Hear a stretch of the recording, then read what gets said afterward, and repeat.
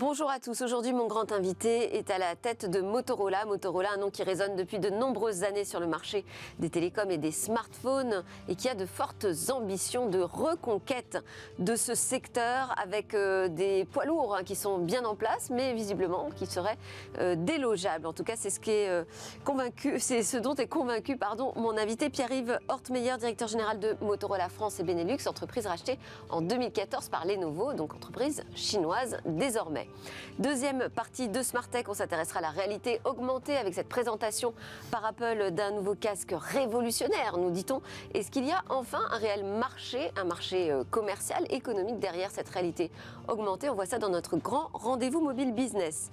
On terminera avec notre regard sur où va le web et dans le jeu vidéo, peut-être enfin la possibilité de s'adresser directement aux personnages non joueurs. Mais d'abord, donc grande interview Motorola dans Smartech.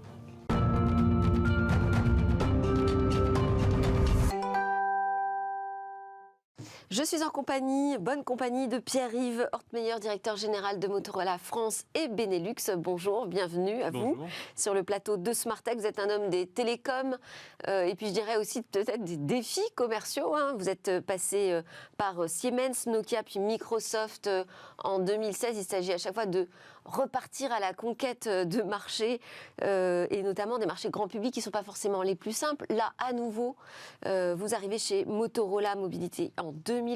Vous dirigez d'abord les activités de la filiale française et puis vous êtes désormais en charge donc de tout ce marché France, Benelux, Belgique, Luxembourg, Pays-Bas et également des relations avec les grands opérateurs internationaux dans cette région.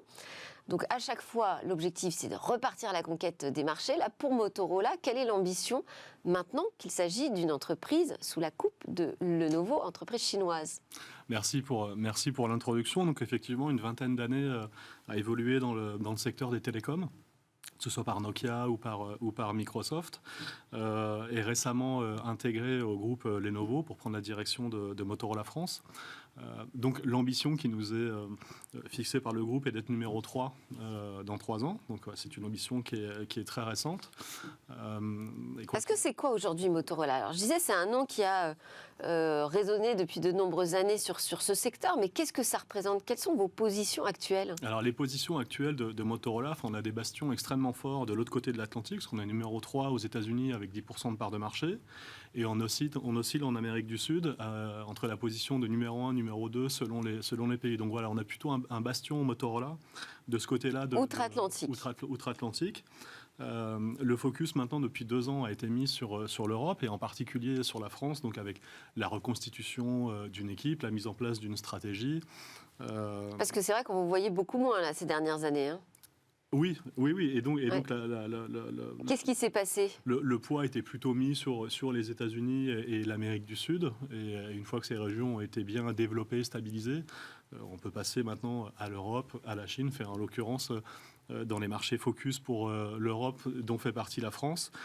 On a remis... Parce qu'entre-temps, il y a plein de nouveaux acteurs qui se sont invités sur ce marché, qui ne sont pas forcément très facilement délogeables. C'est un peu la magie de ce marché où les cartes sont redistribuées assez fréquemment depuis maintenant quelques années.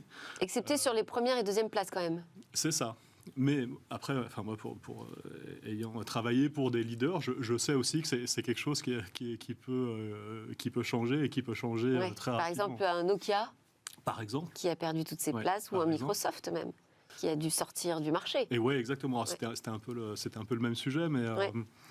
donc voilà, donc la situation de Motorola France aujourd'hui, c'est une position de numéro 4 sur le marché français depuis notre retour il y a environ un petit peu plus de 2 ans maintenant, et une position de numéro 3 sur le secteur de l'entreprise. D'accord. On a vraiment cette double stratégie, on tire profit vraiment du savoir-faire et de la position de numéro 1 de Lenovo sur le marché du PC, que ce soit dans le grand public ou dans le secteur de l'entreprise. PC et tablette en fait, c'est ça? PC et tablette. Du côté de Lenovo PC.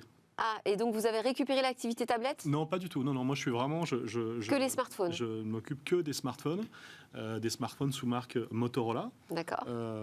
Donc il y a plusieurs franchises dans ces produits. La gamme est segmentée en 4 parties très distinctes, avec des entrées de gamme, qui sont les Moto E, ensuite le cœur de gamme, les Moto G, ce qui a vraiment fait notre succès, ce sont les produits vraiment avec lesquels on bâtit notre socle. Les premium, qui sont les Moto Edge, et les produits iconiques, dont l'actualité est forte pour nous en ce moment, qui sont les Motorola Razr. Oui.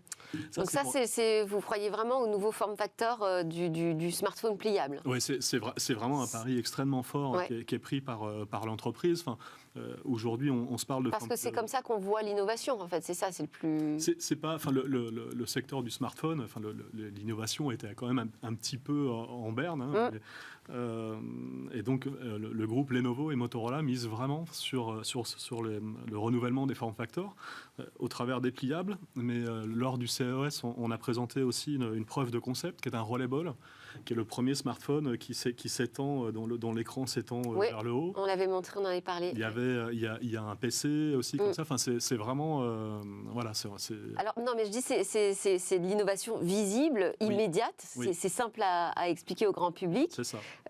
Pour montrer qu'on fait des choses nouvelles. Mais est-ce qu'il y a vraiment un marché? On va se poser la question, ça aurait été augmenté tout à l'heure. Mais là, déjà, sur ces nouveaux form factors, sur ces écrans que l'on peut étendre... Alors, il se vend quand même... Rabattre... Il se vend quand même en France chaque mois entre 20 000 et 30 000 unités de smartphones pliables.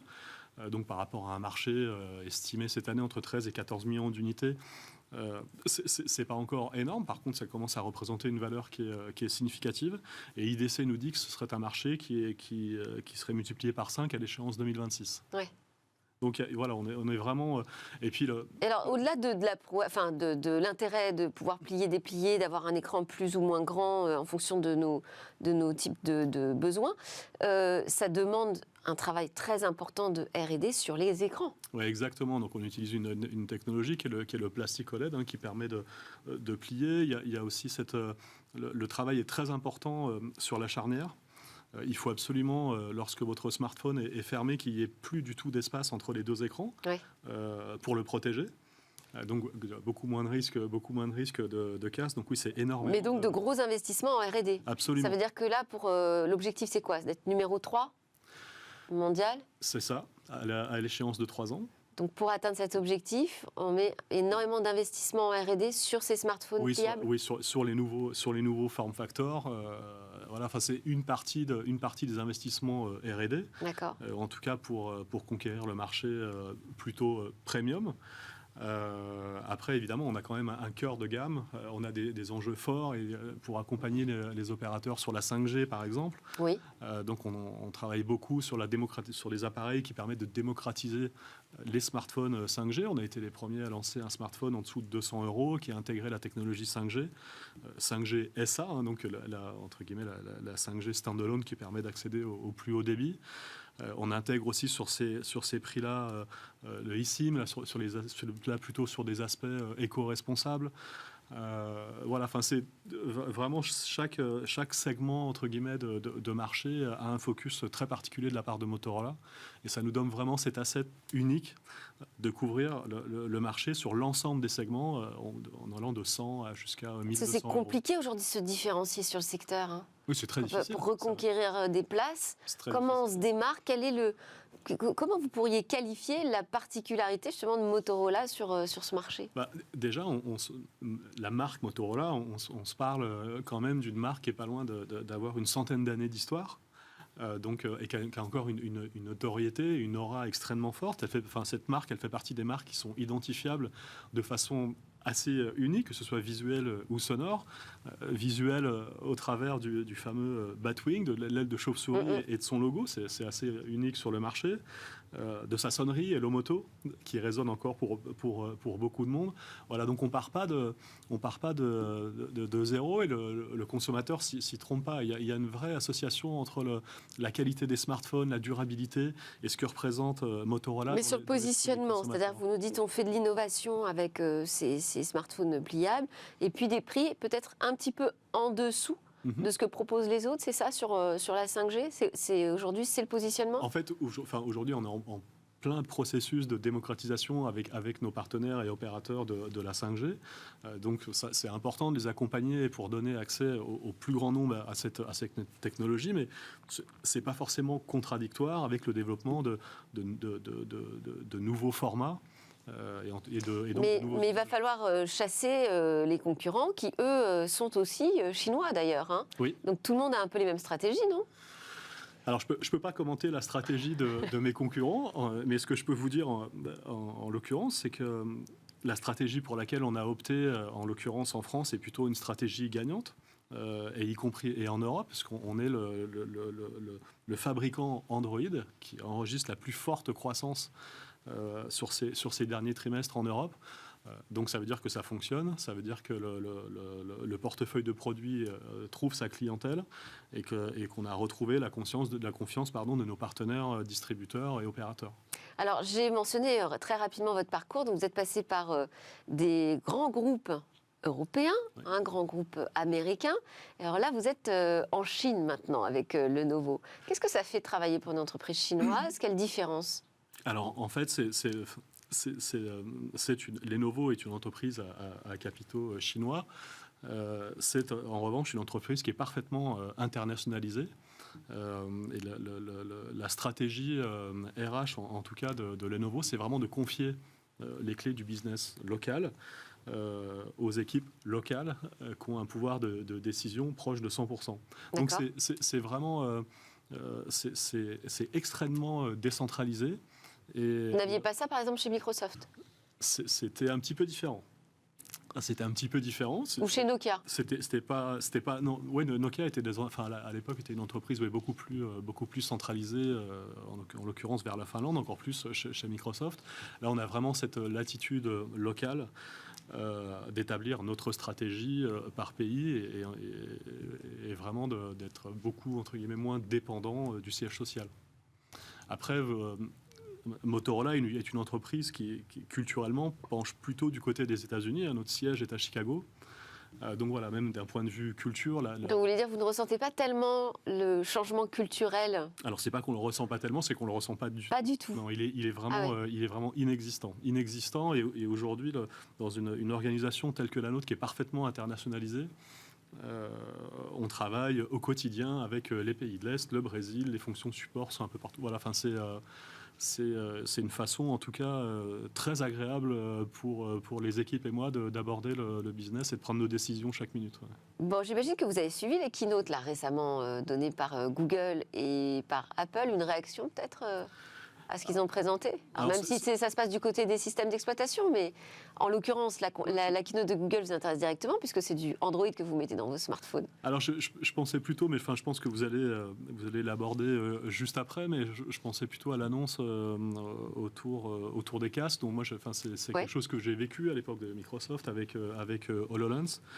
Voilà, j'avais plutôt l'impression que c'était quelque chose qui avait trouvé son public côté professionnel. En revanche, voilà, je vois pas forcément encore ça fait longtemps que Microsoft est positionné sur ce marché du casque Absolument. Professionnel.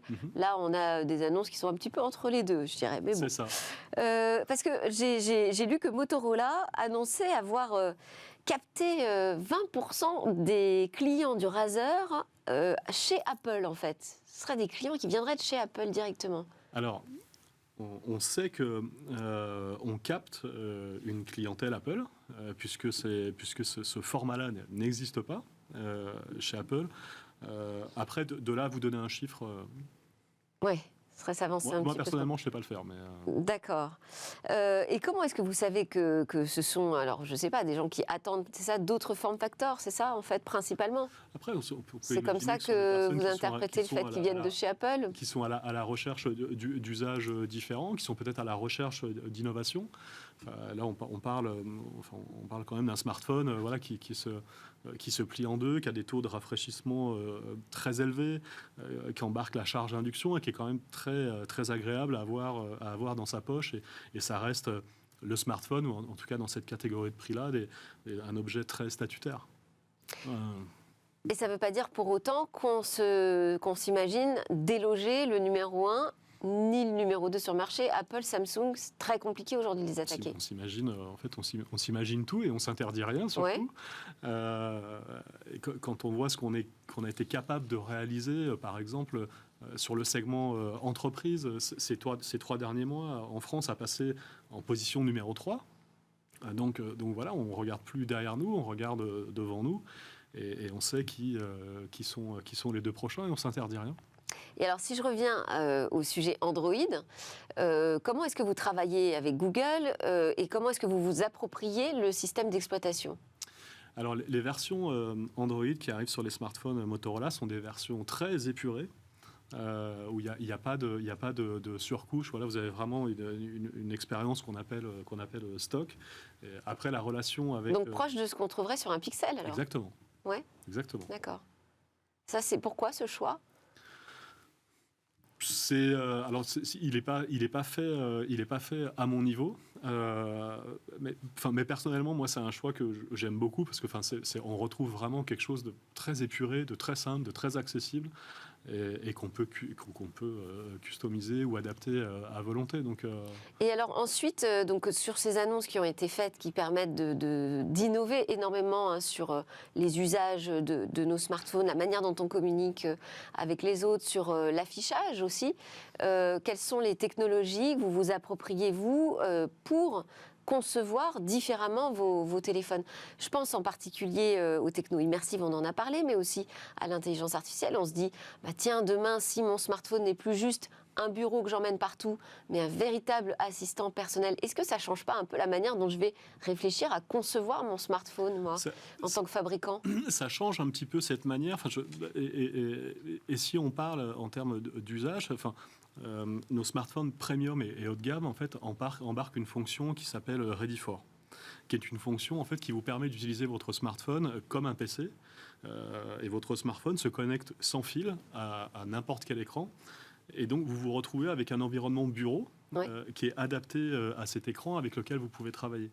On en parlait précédemment. Enfin, on voit aussi ce type d'usage. On peut brancher une paire de lunettes connectées qui existent par exemple chez Lenovo et avoir un environnement bureau très, très immersif. Donc, ça fait vraiment partie des usages différents qu'on commence à développer, que ce soit pour le grand public ou pour l'entreprise d'ailleurs. Oui, alors sur l'entreprise, vous avez dit que vous étiez plutôt bien positionné. Oui.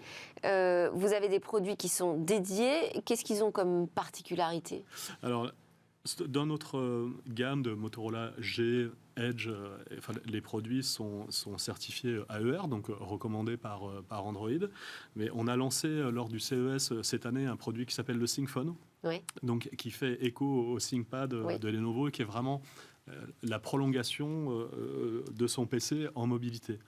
Donc c'est un smartphone qui est conçu pour être extrêmement robuste, avec un dos en Kevlar, un châssis en aluminium. C'est très adapté à l'entreprise, avec une suite de services et de logiciels qui embarquent du MDM, donc de la gestion à distance de flotte, tout l'écosystème de sécurité avec ThinkShield. Donc voilà, il y a vraiment une stratégie extrêmement claire et précise pour adresser le marché de l'entreprise avec une gamme dédiée à ça.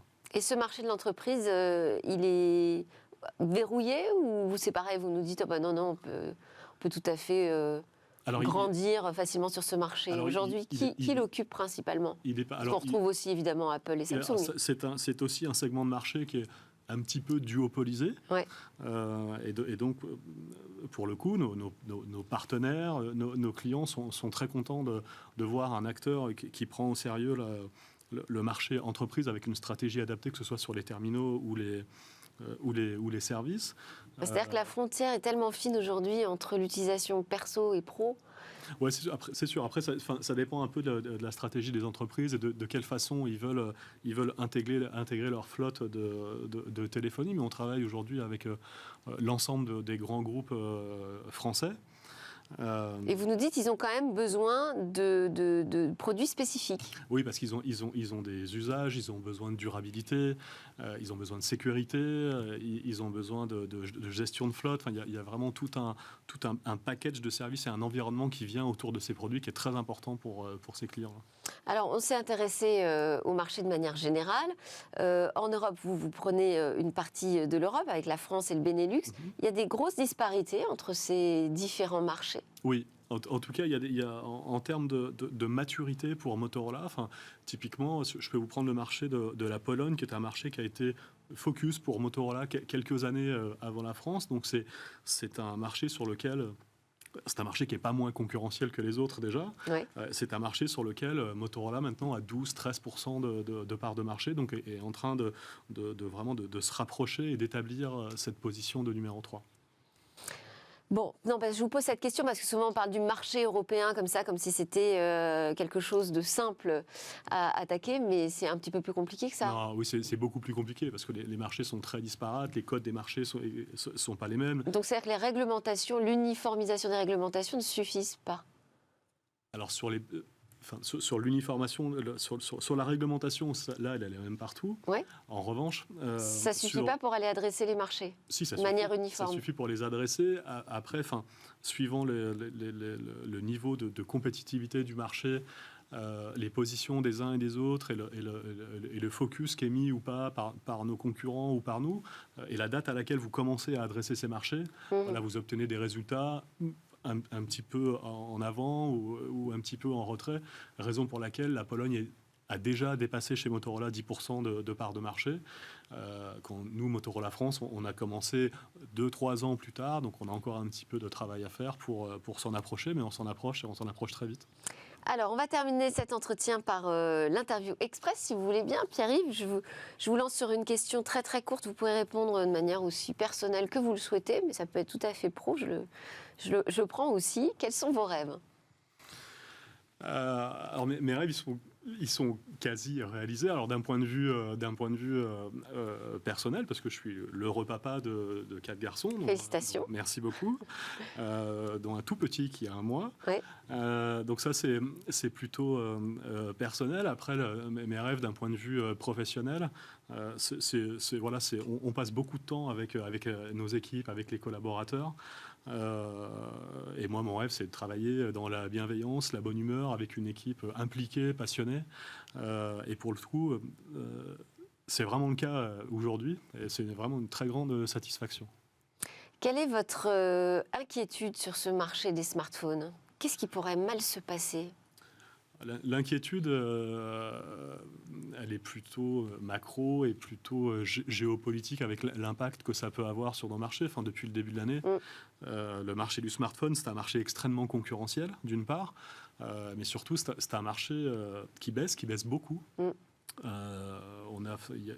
y a des mois qui font pratiquement moins 20% quand même d'année en année.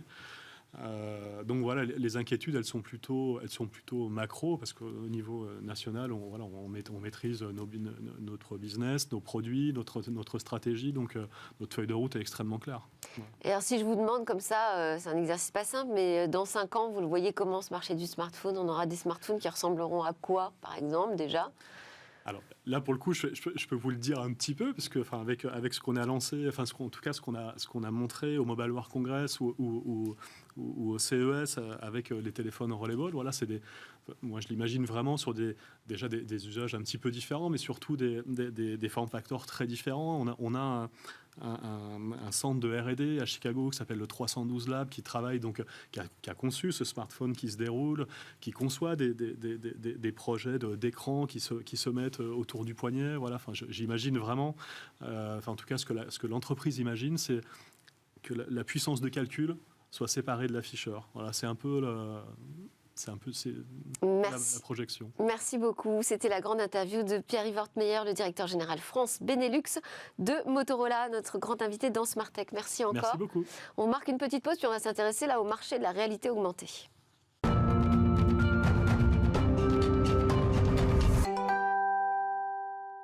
Deuxième partie de Smart Tech qui démarre, c'est notre grand rendez-vous mobile business. On va s'intéresser à la réalité augmentée ensemble avec Jérôme Bouteiller, fondateur, rédacteur en chef d'Écran Mobile. Bonjour Jérôme, qui est venu accompagné de Vincent Trastour, fondateur de Flamingo Filter, studio de production d'effets en réalité augmentée, c'est bien ça ?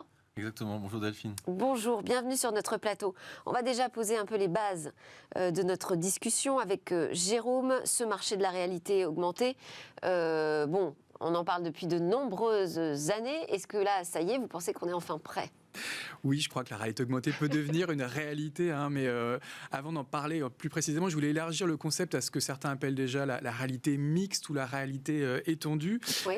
Et qui, en gros, s'appuie sur une nouvelle génération d'interfaces homme-machine. Alors, pour faire simple, dans les années 80, on a démocratisé le clic sur des claviers mécaniques, sur des souris. Les années 2000, c'est plutôt les années des écrans tactiles, ceux de nos tablettes ou ceux évidemment de nos smartphones.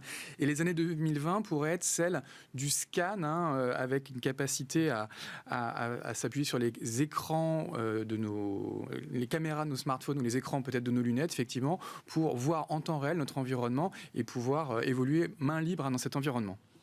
Et évidemment, ça fait écho à une révolution d'il y a 10 ans avec les Google Glass. Oui, c'était à l'époque Sergey Brin, le cofondateur de Google, qui avait présenté des lunettes qui ambitionnaient évidemment de révolutionner notre rapport au quotidien en enrichissant notre champ visuel d'éléments contextuels qui s'affichent dans un tout petit dispositif sur le côté de la lunette.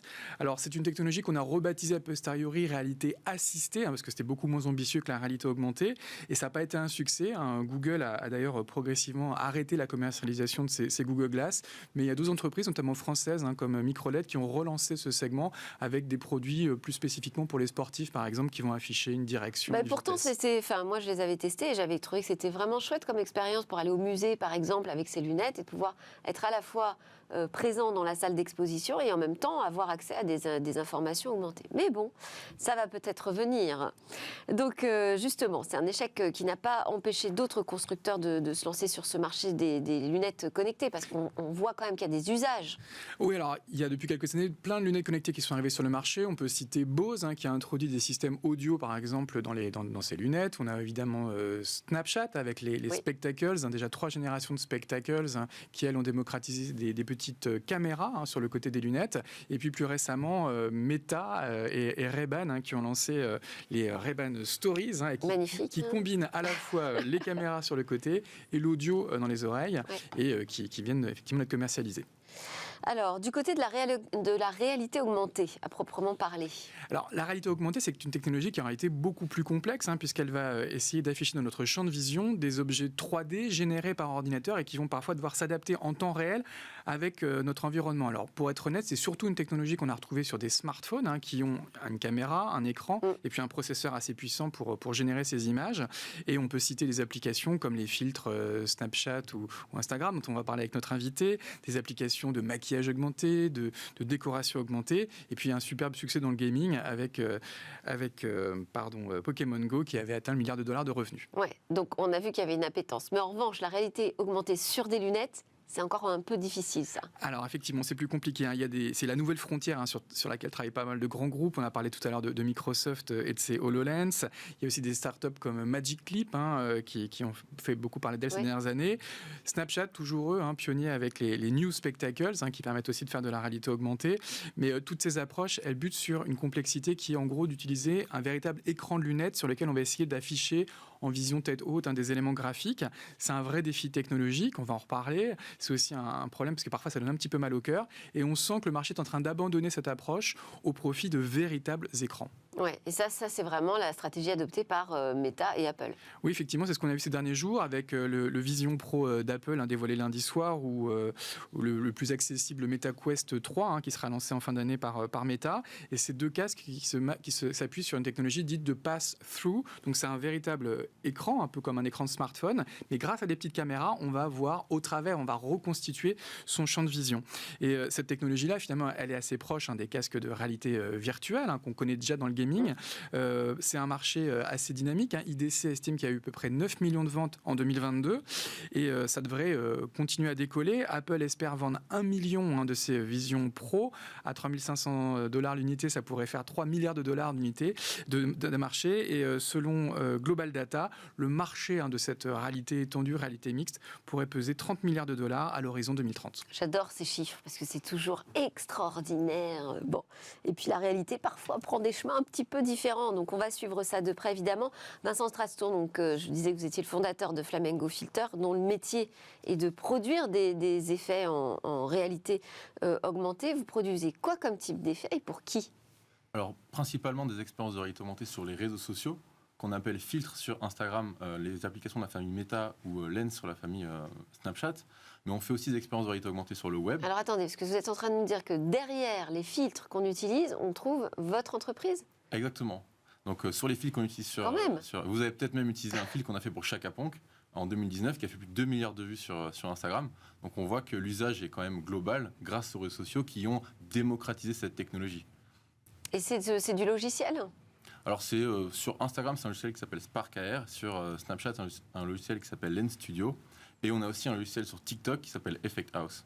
Et on crée notamment des expériences, pas que sur les réseaux sociaux aujourd'hui, mais sur le web, directement sur une page web, sur son smartphone, grâce à un outil qui s'appelle Eighthwall, qui appartient à Niantic aujourd'hui, qui est l'éditeur de Pokémon Go.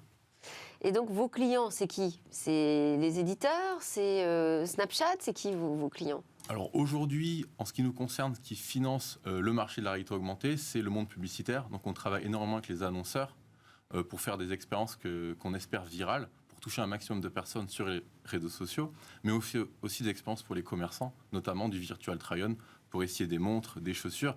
Et on voit que c'est des choses qui améliorent le taux de transformation. Vous avez des exemples à nous donner, à partager ? Oui, il y a eu des exemples, par exemple Cartier qui ont sorti un try-on de montres et de bracelets sur Snapchat. On a Adidas qui a fait du try-on de chaussures. C'est-à-dire concrètement, là, il faut m'expliquer. Donc, comment je peux essayer une montre sur Snapchat ? Mais alors, vous pouvez aller sur Snapchat, chercher dans la barre de recherche des expériences de réalité augmentée. Donc, il y a une barre de recherche pour les lens sur Snapchat, par exemple. Vous tapez Virtual Try-On ou Shoes ou lunettes et pouvoir justement se filmer directement avec son smartphone, avec la caméra, par exemple, frontale de son téléphone, filmer son visage et essayer ses lunettes, les voir à l'échelle sur notre visage. Ou son poignet et simuler la changeant montre. de caméra, on utilise donc la caméra dorsale. À ce moment-là, on peut filmer son poignet, essayer une montre ou filmer ses pieds, essayer des chaussures et même marcher avec. Et donc, c'est plutôt là, aujourd'hui, où on voit la croissance de marché. Exactement. Vous êtes de la publicité. C'est là, aujourd'hui, où le plus gros du marché de la réalité augmentée est. Et c'est aussi vers là qu'on peut espérer une ouverture. De dire que le téléphone tenu au bout de notre bras, c'est pas suffisant. Aujourd'hui, ce qu'on veut, c'est ne plus avoir les mains libres. Et donc, l'évolution pour avoir les mains libres, c'est de porter l'écran sur notre visage et d'avoir des lunettes ou un casque de réalité augmentée. Mais là, on passe plus dans un secteur B2B, j'imagine, non ? Sur des usages très professionnels, vu le prix des casques encore aujourd'hui. Effectivement, pour l'instant, le marché des lunettes montées, c'est le marché du B2B. C'est effectivement là qu'il y a l'argent. Et là, on voit les usages. Par exemple, Alstom utilise la réalité virtuelle pour former des personnes au bout du monde, notamment durant le Covid, ou monter des trains, etc. Donc, effectivement, l'usage actuel de la réalité augmentée pour ce qui est monté sur le visage reste majoritairement B2B. Et là, les entreprises que vous avez citées, les groupes que vous avez cités, ce sont des clients. C'est un exemple de clientèle que vous visez. Exactement, c'est des clients qui aujourd'hui misent sur ces technologies-là. Et nous, notre but, c'est d'essayer de les accompagner. On est loin du gadget, là. On est très loin du gadget et c'est des usages très réels qui aujourd'hui prouvent leur efficacité, que ce soit dans le monde de l'advertising ou dans le monde du professionnel, de la formation, du montage de chaînes, etc. Alors peut-être une question justement un peu business. Combien ça coûte de faire développer ce type de filtre et quels sont les KPI ? Qu'est-ce que ça peut rapporter concrètement aux marques ? Alors sur les filtres, sur les réseaux sociaux que nous on a l'habitude de faire, donc je ne parlerai pas du marché B2B qui est complètement différent, ça va de quelques milliers d'euros à des dizaines de milliers d'euros quand on fait des expériences un peu plus poussées, parce qu'on peut faire des jeux, on peut faire des expériences assez longues, et en moyenne les utilisateurs utilisent ces expériences à peu près 1 minute. Donc ça prouve qu'il y a quand même un engouement assez intéressant. Et les KPI, c'est des KPI d'engagement, voire des KPI de vente pour le Virtual Try-On ? Alors pour tout ce qui est réseaux sociaux, souvent on travaille sur des KPI autour de l'image de marque, le nombre de vues, etc. Mais quand on fait des expériences, par exemple, sur le web, donc là où on a la possibilité de traquer un peu plus de data, on peut vraiment calculer le taux de transformation. On a des expériences de jeux qu'on a fait pour des groupes de grande distribution avec des taux de transformation de 90% par rapport au nombre de personnes qui ont scanné le QR code, accédé à l'expérience et qui se sont enregistrées. Donc on voit quand même qu'il y a un engouement et un intérêt pour les gens à jouer à ce genre d'expérience. Quel regard vous portez là sur les nouveaux casques qui ont été présentés, le MetaQuest Pro 3, pourquoi j'ai dit Pro ? J'ai dit Pro parce que j'ai... Pardon. Le MetaQuest 3 et le Apple Vision Pro. Comment vous voyez arriver ces nouveaux casques ? Alors c'est pour nous un signe qu'on attend et qu'on espère que d'autres grosses sociétés comme Meta et Apple vont continuer à investir massivement dans ces technologies. Le MetaQuest 3 à moins de 500 €, donc s'ouvre à un marché grand public. Donc c'est ultra intéressant. Puis ils ont vendu à peu près une dizaine de millions d'exemplaires. Donc ça ouvre le marché du B2C. Et Apple, avec le Vision Pro, nous met beaucoup d'étoiles dans les yeux quand on voit les vidéos de présentation, etc. Et on espère arriver à un casque qui soit pratique à porter durant une longue période. Donc on a hâte de pouvoir le tester. Il semble plus léger, oui. Et le pass-through, là, dont on parle, ça va vraiment être un game changer sur le marché de la réalité augmentée ? Alors, pour parler du pass-through, il faut vraiment bien définir ce qu'il y avait à l'heure actuelle, par exemple avec les Google Glasses et d'autres, et l'HoloLens, qui ont tenté donc de faire de l'affichage d'éléments sur des lunettes optiques, dont du verre, et donc se sont orientés à pas mal de problématiques sur le fait d'afficher sur du verre, notamment le fait qu'on ne peut pas afficher un pixel complètement noir ou opaque. Donc c'est pour pallier à ces problématiques qu'aujourd'hui Meta et Apple se lancent vers un pass-through où on voit au travers, pas de verre et de lunettes, mais au travers d'un écran. Donc à ce moment-là, on peut vraiment contrôler ce que l'utilisateur voit, et peu importe si dehors il fait trop clair ou trop sombre, etc., on arrive à afficher quelque chose qui est bien visible à l'utilisateur, de bonne qualité. Bon, Apple nous dit on est qu'au tout début, et ça je veux bien les croire sur ce coup-là. D'ailleurs, moi j'avais quand même une question parce que ces nouveaux usages donc, vont utiliser énormément des interfaces naturelles, biométriques, l'iris, et là vous nous parlez du marché publicitaire qui est en pleine croissance autour de ces nouveaux usages de réalité augmentée. Comment est-ce qu'on va faire la frontière entre ce qui est utilisable par l'annonceur et ce qui doit rester du domaine de la protection de notre vie privée ? Alors il y a un consortium qui s'appelle l'Open AR Cloud, qui existe depuis quelques années, qui réfléchit justement à toutes ces problématiques. Et aujourd'hui, on a la chance d'être en Europe et on est quand même protégé par pas mal de lois qui nous protègent sur notre données. On est suffisamment armé, oui, face à ça. Ouais. En tout cas, il y a des gens qui se posent la question. Après, il faut quand même faire attention à ne pas trop se poser de questions et ne pas trop brider l'avancée technologique. Pas trop réglementé, c'est le nouveau mot d'ordre. Le juste milieu. Par exemple, quand on travaille sur les MetaQuest, le MetaQuest, et nous-mêmes, quand on fait des expériences dessus, on n'a pas accès à la caméra en elle-même, à ce que voit la caméra. On a accès à une compréhension globale du monde qui a été même mis en place par l'utilisateur lui-même, mais on n'aura pas accès. Donc, niveau privation, on est quand même assez protégé. Confidentialité, vous voulez dire. Confidentialité, effectivement. Jérôme, une question encore ? Une question naïve. Vous êtes développeur, est-ce que vous pourriez devenir éditeur demain ? Alors, nous, aujourd'hui, on reste ouvert à toutes les possibilités. Je veux dire, notre société, elle existe parce qu'on veut rester à la pointe de la réalité augmentée. On veut continuer à travailler tout en faisant de la recherche et développement. Donc, maintenant, si l'opportunité se présente, on pourrait devenir éditeur, effectivement.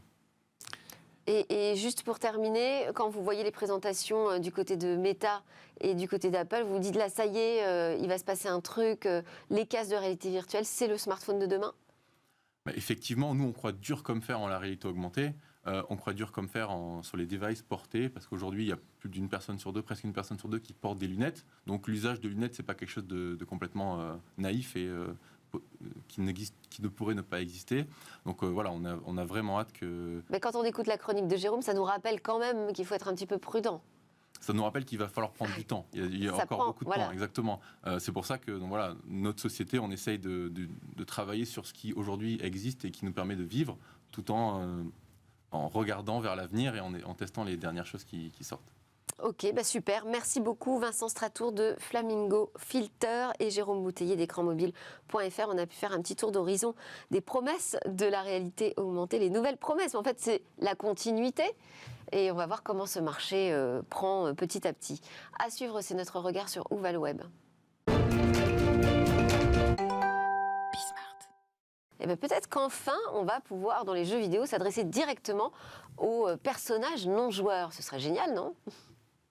L'IA générative donne vie à vos personnages. Qui n'a jamais rêvé d'interagir avec un personnage de son jeu vidéo ? Gamers, vous allez peut-être enfin dire adieu au dialogue scripté et parler directement avec votre personnage. Ça, c'est l'idée de Nvidia, le constructeur de puces et cartes graphiques. Un outil qu'il a baptisé Nvidia Ace. À l'aide de votre micro, discutez tout simplement avec un personnage, pas n'importe lequel, avec un personnage non jouable ou PNJ, donc pas celui que vous incarnez, mais celui que vous croisez sur votre route au cours de votre mission. L'outil retranscrit alors ce que vous dites à l'oral en texte et inversement, et c'est bel et bien grâce à l'intelligence artificielle que ça marche. Nvidia s'est associé à Convai, spécialiste des IA conversationnelles type ChatGPT. C'est ce qui permet de passer d'interactions transactionnelles, scénarisées et de courte durée à un tout autre monde, à des PNJ intelligents. Les réponses sont dynamiques et surtout propres aux joueurs. La personnalité évolue au fil des réponses. Et l'IA gère d'ailleurs aussi les animations labiales. Les paroles et les mouvements des lèvres sont parfaitement synchronisés. Alors rien n'est encore disponible. La vidéo de démo a été présentée par Nvidia lors de la grande messe de l'informatique taïwanaise, le Computex 2023. Mais elle donne déjà une bonne idée de ce à quoi pourrait ressembler l'avenir des jeux d'aventure. Alors donc maintenant, même quand on parle de jeux vidéo, qu'on a l'impression d'être dans des métaverses, finalement tout ça c'est grâce à l'intelligence artificielle. Est-ce que les métavers ont pris un gros coup de frein là ou... Je pense que le terme a été rincé par les aficionados du marketing. Ouais. Je pense que des métaverses, il y en existe depuis très longtemps, et c'est pas un terme qui est nouveau. C'est un terme peut-être qui est apparu au grand public récemment et qui a buzzé et débuzzé un peu comme la blockchain, le Web3, etc. Nous, on croit dur comme fer en ces univers. Parce qu'on pense que ça peut être un usage des casques dans le futur. Et je pense qu'il ne faut pas oublier que des gens ont joué à World of Warcraft pendant des dizaines et des dizaines d'années, et c'est une sorte de métaverse ou un Minecraft, etc. Donc je pense que non. Et vous ne faites pas d'opposition non plus entre réalité virtuelle et réalité augmentée ? Alors il y a une opposition à faire entre réalité virtuelle et réalité augmentée, mais... Une différence, mais une opposition. Non, il n'y a pas d'opposition, je pense pas. Au contraire, les deux peuvent s'utiliser en accord. Et les deux technologies, que ce soit la réalité virtuelle et la réalité augmentée, peuvent permettre d'accéder à un métaverse, peuvent permettre d'accéder à un environnement virtuel, un jeu virtuel. Et on peut même accéder au même jeu. Aujourd'hui, ça existe en AR et en VR, ou sur son mobile, ou sur son... Donc, c'est juste des moyens d'accès à des jeux en ligne, etc., ou à des métaverses, ou à des environnements digitaux virtuels. Qui donnent des expériences différentes et puis aussi qui nous permettent d'avoir des usages dans différentes situations. Parce que parfois, ce n'est pas forcément idéal d'être totalement plongé dans la réalité virtuelle. Merci beaucoup Jérôme Bouteiller, rédacteur en chef, fondateur d'Écran Mobile, d'être venu avec votre invité Vincent Trastour, le fondateur de Flamingo Filter. C'était Smartech, merci à vous de nous suivre tous les jours. On se retrouve demain, c'est le grand débrief de l'actu.